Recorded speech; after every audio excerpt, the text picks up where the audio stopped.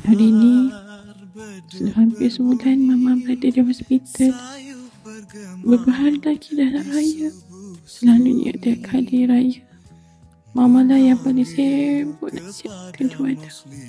Paling gembira nak raya. Cantik baju raya Mama. Pandai mak pilih kain dan coraknya. Puasa tahun ni tak sempat kita jalan-jalan makan angin petang. Rindunya Farah nak pergi petangan Mama. Jalan-jalan di mall.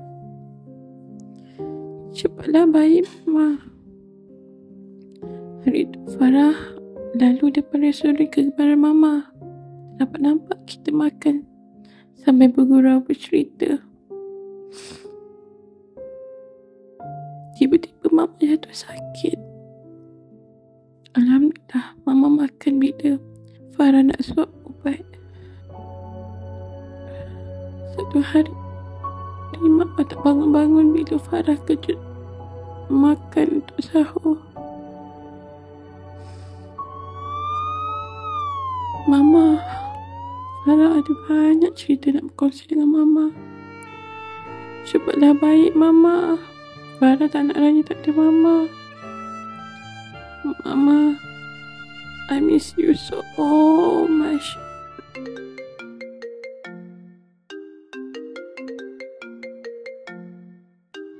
Hello? Ya, doktor?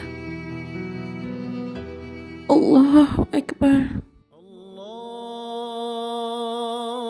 Akbar. Allahu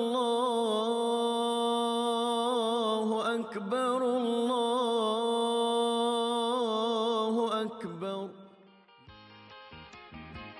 Hidup yang sihat adalah anugerah yang terindah. Kerana keluarga adalah permata hidup kita.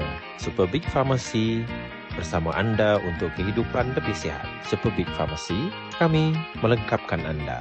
Selamat Hari Raya Aidilfitri. Maaf, zahir dan batin.